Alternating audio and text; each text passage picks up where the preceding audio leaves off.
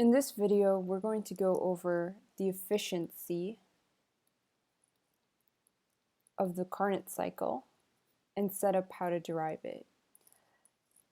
Efficiency is an important parameter we use to evaluate a cycle and how well it converts heat to work. Each cycle has its own expression for efficiencies. Oftentimes in class, we're given the expression but don't know why or where it comes from. And it's good practice to go through derivations at least once to understand concepts better. So to start off, we're going to briefly go over the pressure-volume diagram of the Carnot cycle. Pressure on the y-axis and volume on the x-axis.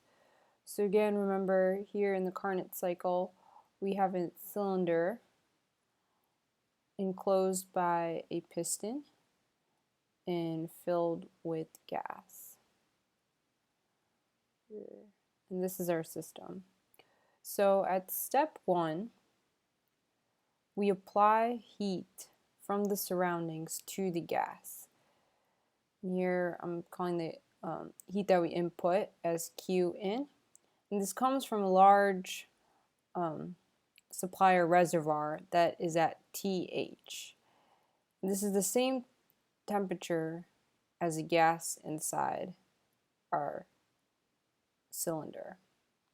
Now, as the heat is input to our system, the gas expands and pushes against the piston, causing the piston to rise. In other words, this is another way of saying that the gas is performing or doing work. So again, work is the energy required to move something against a force. So a gas is doing work on the piston. So from 1 to 2, we are inputting Q in, and from 1 to 2, the gas is doing work. Now, in step 2, if you remember, we stop applying this heat. The gas continues to do work by pushing against the piston, but from 2 to 3, since we've taken this Q in away, the gas is also cooling down to temperature Tc. Then from 3 to 4, the surroundings now do work on the gas. So 3, piston. Now the surroundings do work and compress the gas. We're also going to put in a large environment outside the piston at Tc. And so as the piston comes down and the gas compresses, heat will leave the system. But because we have this large environment at Tc, the gas, as it is being compressed, will stay at the same temperature at Tc. So that is from 3 to 4.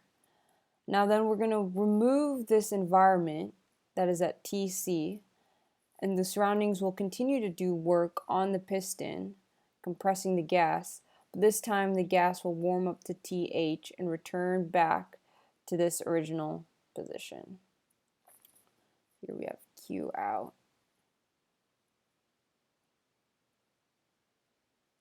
And again, 1 to 2 occurs at a constant temperature Th. And when a process occurs at a constant temperature, we also call that isothermal. Constant temperature.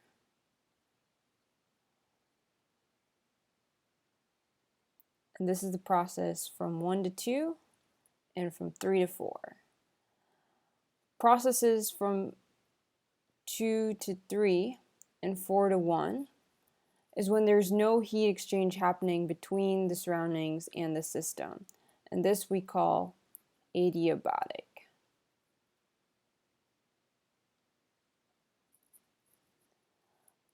Okay, so how do we find how efficient this whole entire cycle is? We're going to define efficiency. And so typically this symbol is one we use for efficiency. And we're going to define that as the net work done by the gas over our Q in, which was the heat that we initially put into the system. So basically, we have this heat coming into our system, and how much net work do we get out of our gas? And that is what we define as efficiency. So here, the net work done by the gas is the work that was performed by the gas from 1 to 2. So look at our cycle.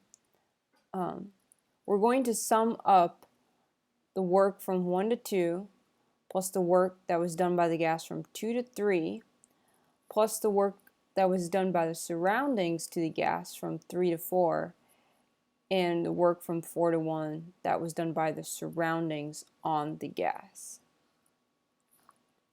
So equals work from 1 to 2 plus work from 2 to 3 plus work from 3 to 4 plus work from 4 to 1. And this is all over our Q in. Now these two values right here are going to be positive because the gas was doing work on the piston, causing it to rise. These two values here are negative because work is being done on the gas and compressing it. Now, after some math and the use of the ideal gas law, we find that this the efficiency boils down to 1 minus Tc over Th. So basically what this is saying is that for an engine cycle operating between Th and Tc, the highest efficiency it can achieve is this Carnot efficiency cycle, is this efficiency for the Carnot cycle. Again, this Carnot cycle is not practical in real life because the isothermal processes from 1 to 2 and from 3 to 4 are too slow, and these processes from 2 to 3 and 4 to 1, the adiabatic processes, are hard to achieve in real life due to friction.